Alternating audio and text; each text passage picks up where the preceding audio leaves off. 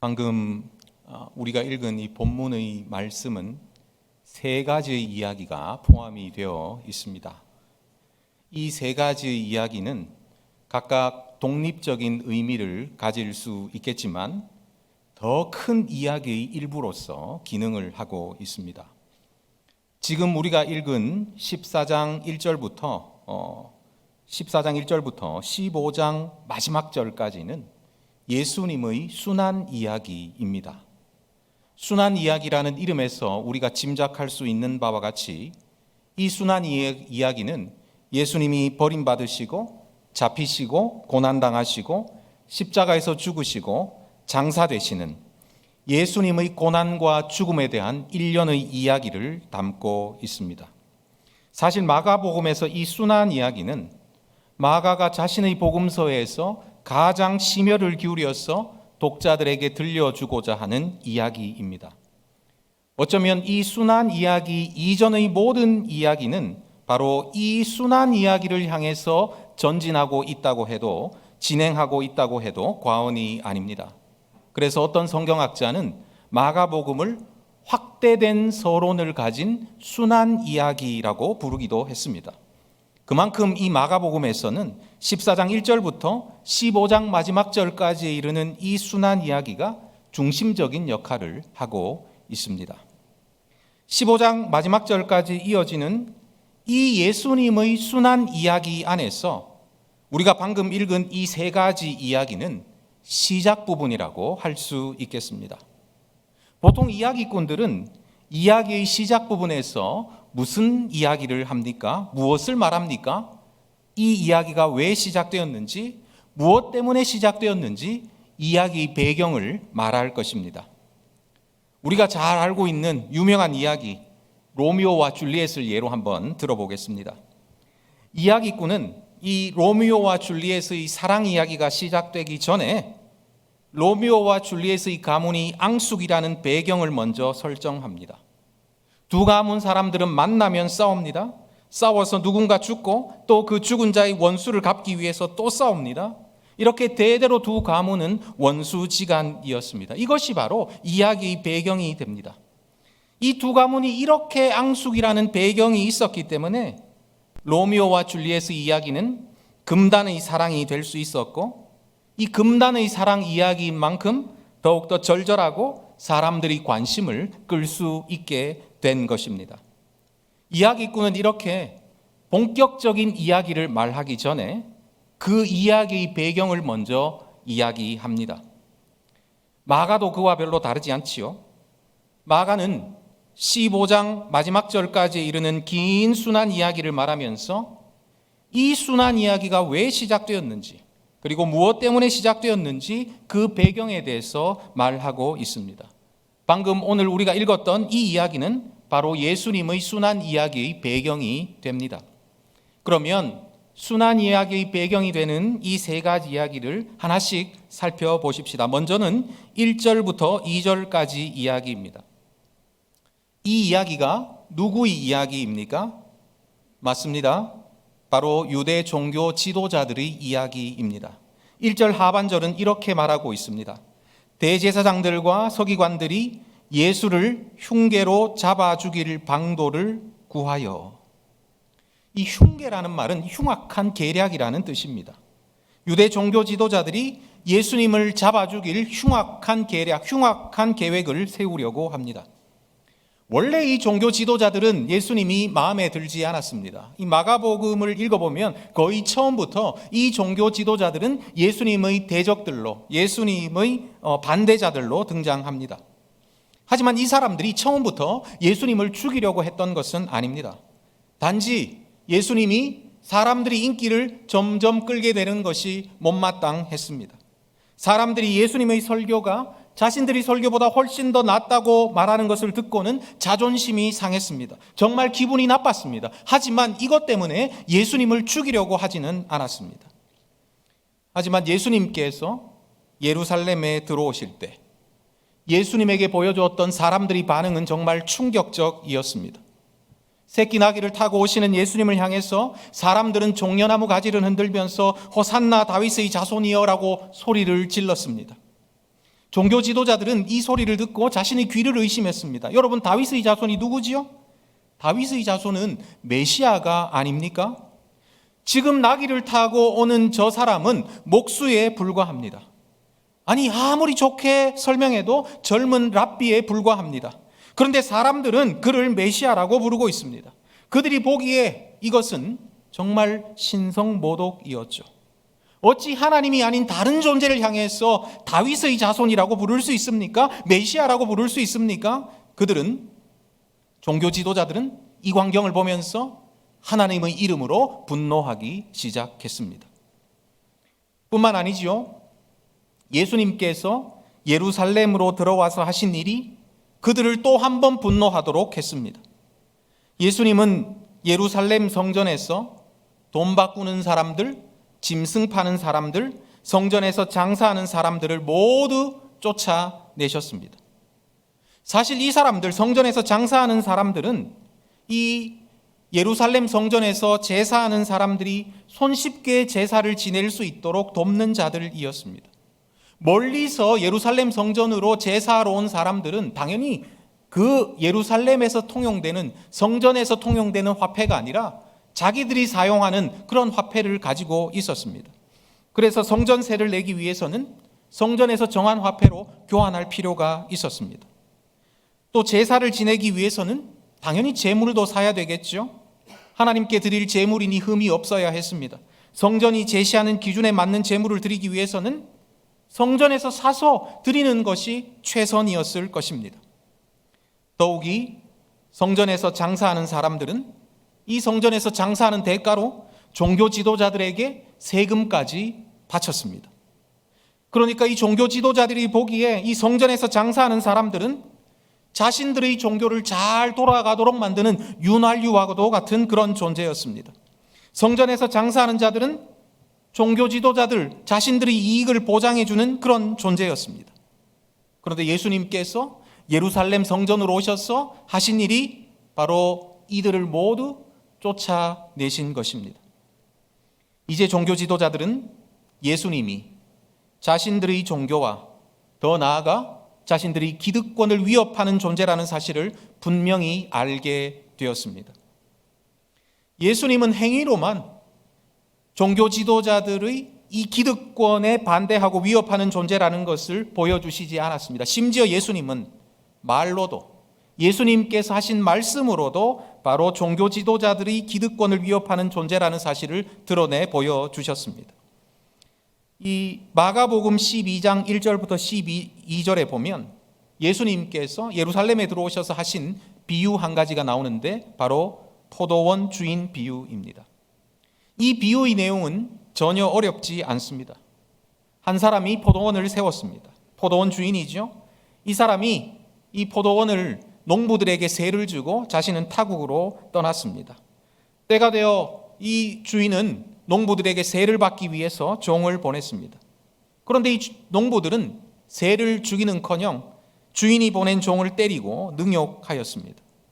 주인은 몇 번이나 농부들에게 종을 보냈지만 그때마다 농부들은 주인이 보낸 종을 때리고 심지어 죽이기까지 했습니다. 그래서 주인은 마지막으로 자신의 아들을 보냈습니다. 주인은 농부들이 자신의 아들은 존대하리라고 생각했습니다. 하지만 주인의 생각보다 농부들은 훨씬 악했습니다. 농부들은 이 아들이 주인의 상속자니까 이 상속자만 없으면 포도원이 자신들의 것이 될 수 있으리라고 생각했습니다. 그래서 끝내 농부들은 주인의 아들까지 죽였습니다. 포도원 주인은 더 이상 인내할 수가 없었죠. 악한 농부들을 모두 진멸하고 포도원을 다른 사람에게 주었습니다. 일반 사람들이, 보통 사람들이 예수님께서 하신 이 비유의 의미를 깨달았는지 깨닫지 못했는지 모릅니다. 그러나 예수님께서 말씀하신 이 비유의 의미를 깨달은 자들이 있었습니다. 여러분, 마가복음 12장 12절을 한번 보십시오. 12장 12절은 이렇게 이야기하고 있습니다. 제가 읽어드리겠습니다. 그들이 예수의 이 비유가 자기들을 가리켜 말씀하심인 줄 알고 잡고자 하되 무리를 두려워하여 예수를 두고 가니라. 여기에 나오는 그들이 누구입니까? 그들은 12장 1절의 그들이고, 그들은 11장 27절에 나오는 바로 대제사장들과 서기관과 장로들입니다. 그들은 바로 종교 지도자들입니다. 종교 지도자들은 예수님께서 비유해서 말씀하신 이 악한 농부들, 악한 포도원의 농부들이 바로 자기들을 가리켜 말씀하신 것이라고 제대로 이해했습니다. 예수님은 행동으로 뿐만이 아니라 말씀으로도 이 종교 지도자들의 종교와 또 자신들이 기득권을 위협하는 존재라는 사실을 분명히 보여주셨습니다. 종교 지도자들이 예수님과 하늘 아래서 살아갈 수 없다고 결정한 것은 어쩌면 당연하였습니다. 예수님을 그대로 두었다가는 자신들의 종교와 자신들의 기득권이 완전히 송두리째 흔들릴 것입니다. 이런 일은 절대로 일어나지 말아야 했습니다. 그래서 종교 지도자들은 음모를 꾸몄습니다. 예수님을 흉계로 잡아 죽일 방도를 구하였습니다. 종교 지도자들의 흉계의 이야기, 이것은 바로 예수님의 순환 이야기의 배경이 됩니다. 이 종교 지도자들의 간계와 음모 때문에 예수님은 얼마 지나지 않아서 사로잡히시고 고난당하시고 십자가에서 죽으실 것입니다. 하지만 종교 지도자들의 이 흉계 이야기 외에 또 다른 이야기가 있죠.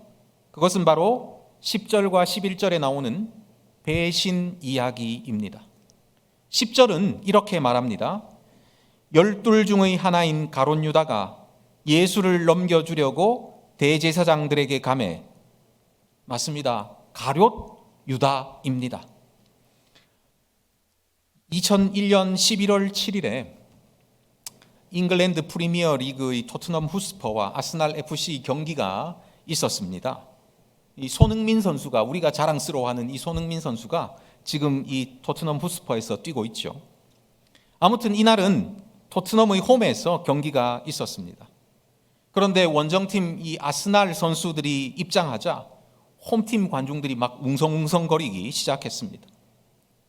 급기야 한 선수가 등장하자 일제히 그 선수를 향해서 유다라는 이런 야유가 터져 나왔습니다. 그리고 유다라는 이름이 새겨진 손팻말, 심지어 유다라는 이름이 새겨진 수건까지 막 물결이 쳤다고 합니다. 유다라는 야유와 욕을 들은 선수는 솔 캠벨이라는 선수였습니다. 사실 이 캠벨은 지난 10년 가까이 토트넘의 간판 수비수였습니다. 그런데 토트넘의 맞수 아스날로 팀을 옮긴 것입니다. 이날이 팀을 옮기고 처음으로 이 홈팀에서 와서 경기하는, 시합하는 날이었습니다. 그러니까 이런 난리가 났습니다. 그 이후로 또 이 캠벨은 이 토트넘 팬들로부터 유다라고 조롱을 받았다고 합니다. 팀을 옮겼다고, 배신자라고, 심지어 유다라고 조롱받는 분위기에서 이 축구 선수로 사는 것이 쉽지는 않겠지요. 아무튼 이 가룟 유다는 배신의 아이콘입니다. 가룟 유다는 배신의 대명사입니다. 유다가 왜 예수님을 배신했는지는 사람들의 상상력을 자극할 만한 소재임이 분명합니다. 어떤 사람들은 유다가 단지 돈에 대한 욕심 때문에 예수님을 배반한 것은 아니라고 말합니다.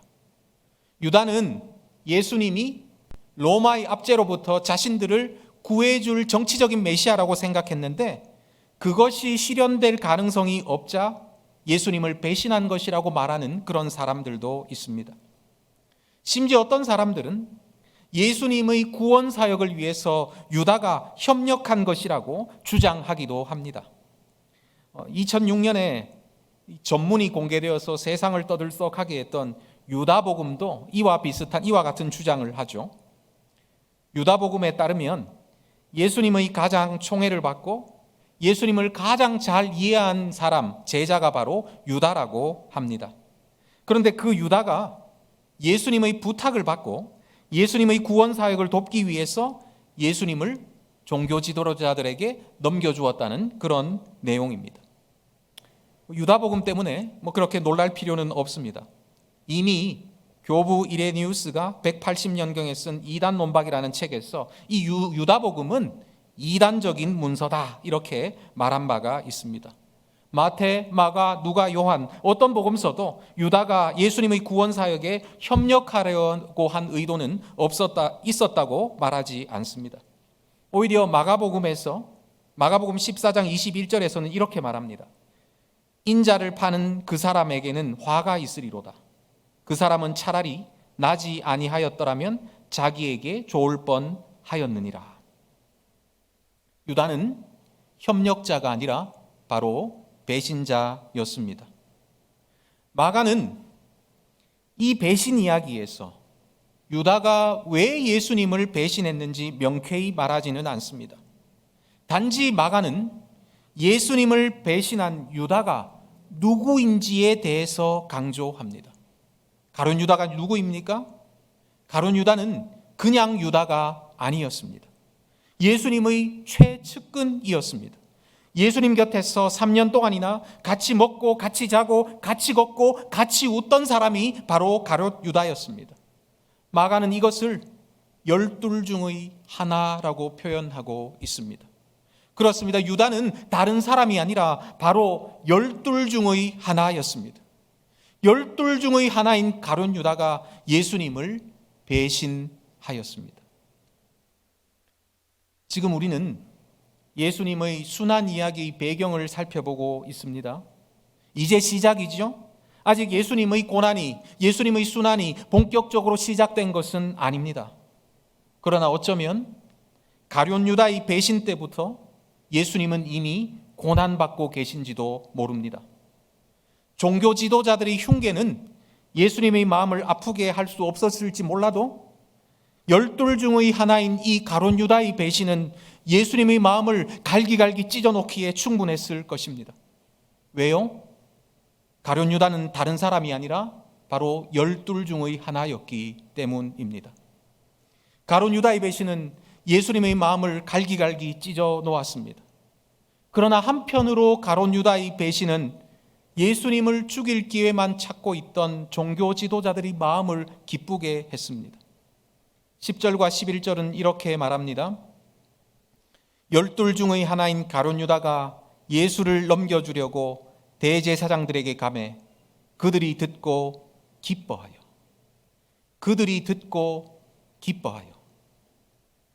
사랑하는 스승의 마음을 찢고서 오히려 가룟 유다는 스승의 적들의 마음을, 스승의 대적자들의 마음을 기쁘게 했습니다. 배신이지요. 가룟 유다는 예수님을 배신하고 이제 예수님의 대적자들의 편에 섰습니다. 이렇게 두 가지 이야기, 종교 지도자들의 흉계 이야기와 가룟 유다의 배신 이야기는 실과 실이 꼬여서 하나의 실이 되는 것처럼 서로 꼬여서 하나의 이야기가 되었습니다. 그리고 이 하나의 이야기는 바로 예수님의 순환 이야기의 배경이 되었습니다. 종교 지도자들의 흉계와 가룟 유다의 배신 때문에 예수님은 고난받으시고 십자가에서 죽으실 것입니다. 종교 지도자들의 흉계 이야기와 가룟 유다의 이 배신 이야기는 예수님의 순환 이야기의 배경이 됩니다. 그런데 오늘 본문에서 마가는 이 두 가지 이야기, 종교 지도자들의 흉계 이야기와 가룟 유다의 배신 이야기 사이에 또 한 가지 이야기를 끼워 넣고 있습니다. 이 이야기는 예수님께서 베다니 나병 환자 시몬의 집에서 식사를 하고 계시는 이야기입니다. 그러나 마가는 이 이야기를 하면서 나병 환자 시몬이 누구인지, 예수님이 이전에 이 나병 환자를 고쳐주셨는지, 또는 지금 어떻게 해서 예수님이 그의 집에서 식사하게 되셨는지 자세히 설명하고 있지는 않습니다. 비록 시몬이 이 집의 주인이었지만 마가는 시몬에게는 전혀 관심을 기울이고 있지 않습니다. 왜 그렇습니까? 마가의 관심은 주인인 시몬이 아니라 바로 다른 사람에게 있었기 때문입니다. 마가의 관심은 어디에 있습니까? 마가는 자신이 이름도 기록하고 있지 않는 한 여인에게 관심을 기울이고 그 여인에게 초점을 맞추어서 이야기를 전개하고 있습니다.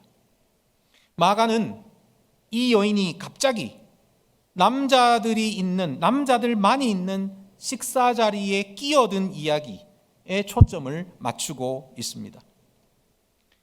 우리 자매님들이 들으면은 기분이 좀 상할 일이지만 당시 유대 사회에서는 남자들의 식사 자리에 음식을 대접하는 일 외에 여자가 끼어드는 것은 상식적이지 않은 일이었습니다.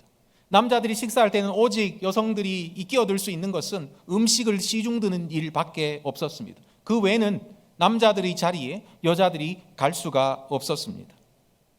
그래서 여자가 남자들이 식사 자리에 끼어드는 것은 정말 상식적이지 않은 그런 행위였습니다. 이 여인의 행동이 상식적이지 않은 것은 남자들만이 모인 식사 자리에 끼어든 것만은 아닙니다. 그가 남자들만 모여있는 식사 자리에서 한 행동은 훨씬 더 상식적이지 못한 일이었습니다. 이 여인은 나드가 든 옥합을 남자들만이 모여서 식사하고 있는 자리로 가지고 왔습니다. 이 나드는 인도에서 자라는 식물의 뿌리에서 추출한 향유입니다. 이 먼 나라에서 수입한 것이기 때문에 귀하고 비싼 향유이겠죠. 모르긴 몰라도 이 베다니의 사고리아 상점에서는 절대로 구할 수 없는 그런 향유일 것입니다. 뒤에 사람들이 한 말에 따르면 이 여인이 품에 품고 가지고 왔던 이 향유는 300데나리온 이상의 가치를 지니고 있었습니다. 한 데나리온이 유대 사회에서 통상적인 하루치 임금이었습니다. 그렇다면 300데나리온은 1년치 수입과 맞먹는 엄청난 금액입니다. 이 당시에 여자들이 통상적인 하루치 임금을 받는 그런 일을 하기에는 거의 불가능했습니다. 그러므로 이 300데나리온이라는 이 가치, 이 향유의 가치는 이 여인에게는 훨씬 더 컸을 것임에 분명합니다. 아마 평생을 모아도 다시 이런 향유를 자신이 얻을 수는 없었을 것입니다. 아마도 지금 이 여인이 품에 품고 있는 향유도 자신의 힘으로 산 것이 아니라 어쩌면 가보로 대대로 전해져 내려오는 것이었을지도 모릅니다. 그런데 이 비싼 향유를, 이 귀한 향유를 예수님의 머리에 부어 버렸습니다. 당시 유대 사회에서 손님을 환영한다는 의미를 담아서 주인이 손님의 머리에 몇 방울의 향유를 떨어뜨리는 그런 경우가 있었다고 합니다. 당신은 저에게 아주 귀한 손님입니다. 이런 의미를 담아서 몇 방울의 향유를 떨어뜨리는 그런 관습이 있었다고 합니다. 물론 몇 방울이었으면 괜찮았을 것입니다.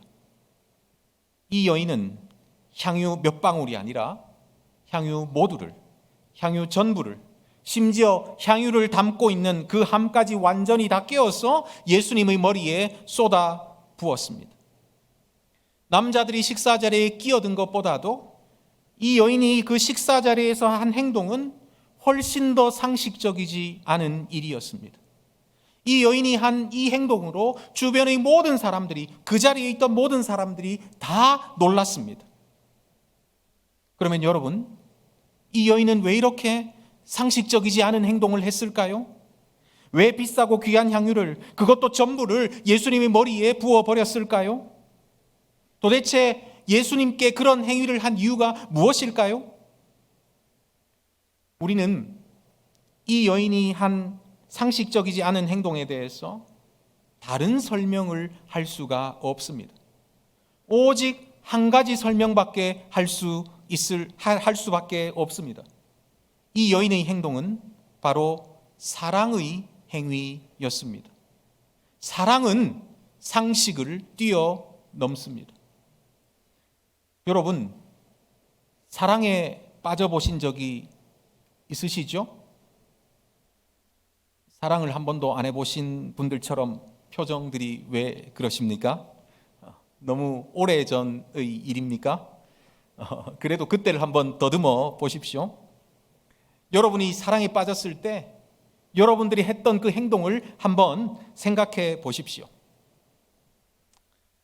대학 시절에 저와 함께 살았던 형이 있었는데요. 이 형이 연애를 시작했습니다. 그 형이 원래 이상한 사람이 아닌데 연애를 시작하니까 사람이 좀 이상해졌습니다.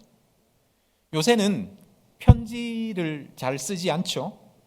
심지어 요즘 젊은 사람들은 연애를 해도 그냥 전화하고 아니면 문자를 보내고 카톡 메시지를 남기고 그렇게 할 것입니다. 하지만 그 당시는 연애를 시작하면 꽃편지지부터 살 때입니다. 그래서 꽃편지지에서 꾹꾹 눌러서 연애 편지를 그런 시절이었죠. 사랑하는 사람에게 연애 편지를 쓰던 시절이었습니다. 아무튼 그 형도 사랑에 빠지니까 편지를 쓰기 시작했습니다. 편지를 쓰다 보면 마음에 들지 않는 구절도 나오고 또 자신의 마음을 제대로 표현한 것 같지도 않고 해서 쓰던 편지지를 버리고 다시 쓰는 경우도 많이 있었겠지요. 아마 연애 편지니까 훨씬 더 했을 것입니다. 쓰고 지우고 지우다가 제대로 안 되면 버리고 이런 수없이 반복했을 것입니다. 상대를 향한 절절한 사랑의 마음을 더 정확히 표현할 때까지 고치고 또 고치지 않았겠습니까? 그러다 보니 구겨서 버린 편지지가 많았습니다. 그 구겨서 버린 편지지를 찾아서 읽어보는 것은 아주 재미있는 일이었습니다. 제가 그 편지지를 찾아서 읽어보는 게 저희 취미였습니다. 그런데 그 구겨서 버린 편지지를 보면 정말 맨정신으로는 부끄러워서 읽을 수 없는 그런 내용으로 그 편지지에 가득 차 있었습니다. 정말 그 형이 이 편지를 썼는 것이 맞나 할 정도로 그런 내용으로 그 편지지가 가득 차 있었습니다. 사랑은 상식을 뛰어넘습니다. 이 여인이 한 행동이 상식을 뛰어넘었다는 것은 이 여인의 행동에 사람들이 어떻게 반응했는지를 보면 충분히 파악할 수 있습니다. 4절 말씀인데요. 우리 4절 말씀 같이 한번 읽어볼까요? 4절 말씀 같이 한번 읽어보도록 하겠습니다. 같이 읽겠습니다. 시작. 어떤 사람들이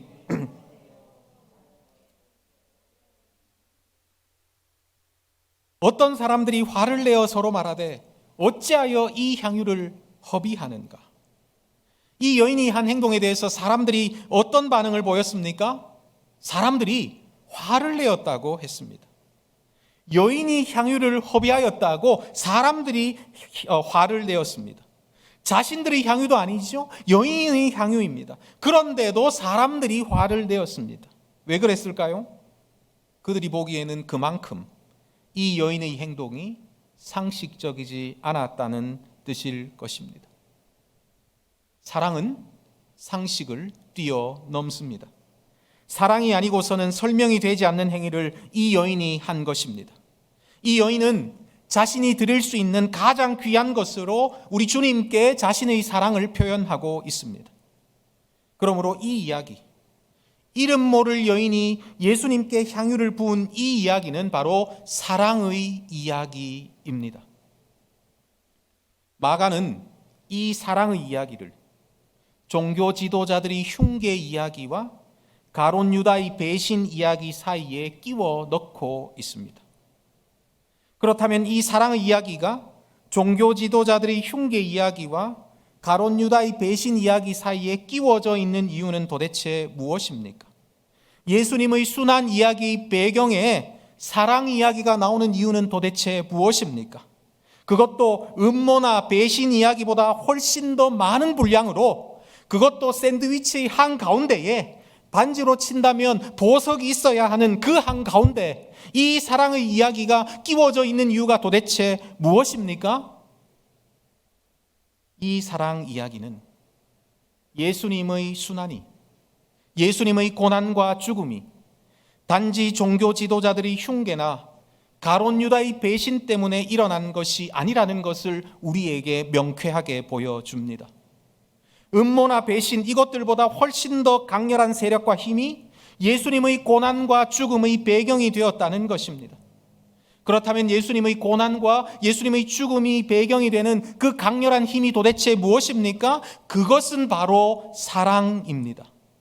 그래서 마가는 예수님의 순환 이야기의 배경이 되는 이 이야기 가운데 이 사랑 이야기를 끼워 넣고 있습니다. 예수님의 순환 이야기 안에는 예수님의 고난과 죽음에는 바로 사랑이 꿈틀거리고 있습니다. 그리고 이 사랑이 예수님을 고난으로, 예수님을 죽음으로 인도하고 있습니다. 사실 종교 지도자들은, 대제사장들과 서기관들은 예수님을 죽이려고 계획을 하였지만, 흉악한 계획을 세웠지만 이 계획을 유월절 명절 기간에는 수행하고 싶지 않았습니다. 왜냐하면 이 명절 기간에는 예루살렘이 수많은 순례객들로 북적거리고 있었기 때문입니다. 유월절을 지킬 수 있는 유일한 장소가 바로 예루살렘이었습니다. 그래서 이스라엘 백성들은 유월절을 지키기 위해서 각처로부터 몰려들었습니다. 기록에 따르면 유월절 기간이면 평상시보다 예루살렘 인구가 5배가 넘게, 5배 정도가 더 많아졌다는 그런 기록이 나와 있습니다. 괜히 사람들이 많은 명절 기간에 예수님을 잡으려고 했다가 시끄럽게 되기 십상이죠. 더욱이 예수님을 따르는 사람들이 폭동이라도 일으키면 큰일입니다. 그래서 종교 지도자들은 이 6월절 명절 기간에 사람들이 많이 모여있는 이 기간에는 자신의 흉계를 수행하지 않으려고 했습니다. 하지만 예수님의 순환 이야기는, 예수님의 고난과 죽음 이야기는 그들의 계획대로 진행되지 않을 것입니다. 왜냐하면 이 이야기를 움직이시는 분은 그들이 아니라 바로 하나님이시기 때문입니다. 이 이야기는 그들의 계획대로, 그들의 시간표대로 움직이는 것이 아니라 바로 하나님의 계획대로, 하나님의 시간표대로 움직일 것입니다. 하나님은 출애굽을 기념하는 이 유월절에, 하나님이 애굽에서 이스라엘 백성들을 구원하신 이 출애굽을 기념하는 이 유월절에 당신의 구원 역사, 이제는 애굽에서 종살이하는 이스라엘 백성들 뿐만이 아니라 온 세상에 속한 하나님의 백성을 구원하시는 두 번째 출애굽을 계획하고 계셨습니다. 그래서 하나님께서는 이 계획을 따라서, 이 하나님의 계획을 따라서 유월절 어린 양으로 오신 예수님은 바로 이 유월절 명절 기간에 고난당하시고 십자가에서 죽으셔야만 했습니다. 이것이 바로 하나님의 계획이었습니다. 예수님이 오시기 전 700년도 전에 살았던 이사야는 이렇게 말했습니다. 우리는 다 양 같아서 그릇 행하여 각기 제 길로 갔거늘 여호와께서는 우리 모두의 죄악을 그에게 담당시키셨도다. 그가 곤욕을 당하여 괴로울 때에도 그의 입을 열지 아니하였으며 마치 도수장으로 끌려가는 어린 양과 털 깎는 자 앞에서 잠잠한 양같이 그의 입을 열지 아니하였도다. 예수님의 고난과 죽음은 단지 종교 지도자들의 흉계가 아니라, 단지 가룟 유다의 배신 때문에 일어난 일이 아니라, 예수님의 고난과 죽음은 바로 하나님의 계획이었습니다. 하나님께서 이 순환 이야기를 움직이고 계셨습니다. 하나님의 사랑, 당신의 백성을 향한 그 끊이지 않는, 그리고 그 끊을 수 없는 하나님의 사랑이 바로 예수님의 고난 이야기, 예수님의 죽음 이야기를 움직이고 계셨습니다. 이 당시 향유는 손님을 환영하는 데도 사용되었지만 또 장례식 때 시체를 닦는 데도 사용되었습니다. 그래서 예수님은 향유를 모두 부어버린 이 여인을 비난하는 사람들 앞에서, 정말 상식적이지 못한 행동을 했다고 이렇게 비난하는 사람들 앞에서 이 여인이 자신에게 향유를 부은 것은 자신이 고난받고 죽은 후에 있을 바로 그 장례를 미리 예비한 것이라고 변호해 주셨습니다. 그러나 정말 이 여인이 이 유월절에 예수님이 죽을 것이라는 사실을 알고 미리 향유를 부었는지, 아니면 향유를 부었는데 이 시기와 우연히 맞았는지 그 사정은 아무도 모릅니다. 하지만 이 여인이 분명히 알고 있었던 것이 있죠. 그것은 바로 예수님이 자신을 사랑하셨다는 사실입니다. 옥합을 다 깨트려 향유 전부를 다 부어도 표현할 수 없을 만큼 예수님이 자신을 사랑하셨다는 사실입니다. 이 여인은 이 사실을 알았기 때문에 자신이 가지고 있는 전부를, 자신이 품고 있던 향유 전부를 깨어서 예수님께 부어 드렸습니다. 사랑하는 성도 여러분, 하지만 우리는 정확히 알고 있습니다. 예수님께서 이 유월절에 고난받으시고 죽으셨다는 사실을 말입니다. 누구를 위해서 말입니까? 바로 우리를 위해서 말입니다. 그럴 만한 가치가 없는 우리를 위해서 말입니다. 그럴 만한 가치가 없는 우리를 위해서 예수님은 자신의 살을 찢으시고 피를 흘리셨습니다. 그럴 만한 가치가 없는 우리를 위해서 예수님은 자신의 생명을 주셨습니다. 그럴 만한 가치가 전혀 없는 죄인들을 위해서 하나님께서는 당신의 아들 예수 그리스도를 내어 주셨습니다.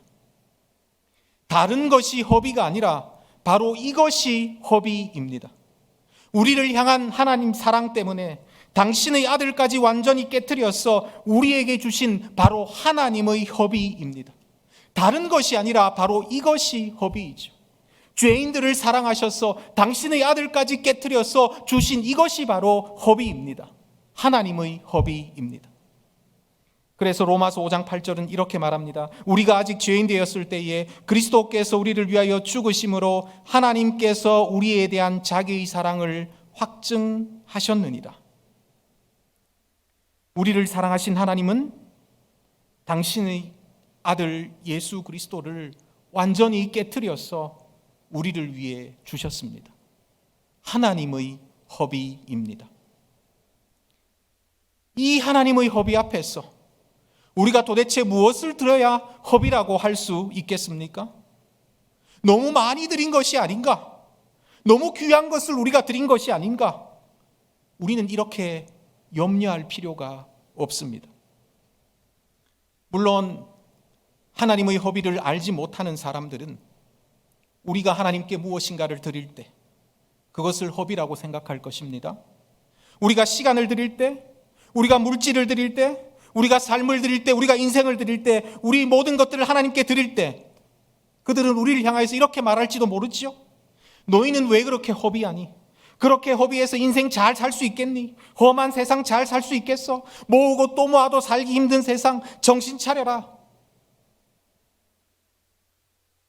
그들은 사람들이 자기 것도 아닌 향유를 허비했다고 여인에게 화를 내었던 것처럼 우리에게도 이렇게 화를 낼 것입니다. 왜요? 그들은 하나님께서 우리를 사랑하셔서 당신의 아들을 허비하셨다는 사실을 모르기 때문입니다. 하지만 우리는 우리를 향한 하나님의 사랑을 압니다. 우리를 위한 하나님의 허비를 압니다. 하나님께서 우리를 사랑하셔서 당신의 모든 것을, 당신의 아들까지도 완전히 깨트려서 우리를 위해서 허비하신 것을 압니다. 그래서 우리에게 있는 모든 것을 하나님께 드려도 그것이 허비가 아니라는 것을 압니다. 그래서 찬송가 216장은 이렇게 노래합니다. 성자의 귀한 몸 날 위하여 버리신 그 사랑 고마워라. 내 머리 숙여서 주님께 비는 말 나 무엇 주님께 바치리까. 만가지 은혜를 받았으니 내 평생 슬프나 즐거우나 이 몸을 온전히 주님께 바쳐서 주님만 위하여 늘 살겠네. 이 몸을 온전히 주님께 바쳐서 주님만 위하여 늘 살겠네. 주님만 위하여 늘 살겠네. 우리를 사랑하셔서, 우리를 너무나 사랑하셔서 모든 것을 허비하신, 당신의 아들까지도 깨트려서 우리를 위해서 허비하신 그 하나님께 우리 모든 것을, 우리 자신을 드릴 수 있는 저와 여러분들이 될 수 있기를 간절히 바랍니다. 기도하겠습니다. 그럴 만한 자격이 없는 우리를 사랑하셔서 아들 예수 그리스도를 깨트려 우리에게 주신 하나님 아버지, 이 하나님의 놀라운 허비 앞에서 다시 한번 우리가 헌신을 다짐합니다. 비록 아들까지 깨트리신 그 하나님의 허비와 비교해 볼 때 저희들의 헌신은 너무나 보잘것없지만 그럼에도 불구하고 저희들이 드리는 헌신을 주께서 받아 주시옵소서. 올 한 해 우리 평생 주님을 위해서 살아가는 저희들이 될 수 있도록 주님께서 역사하여 주시옵소서. 이 모든 말씀 우리 주 예수님 이름으로 기도하옵나이다. 아멘.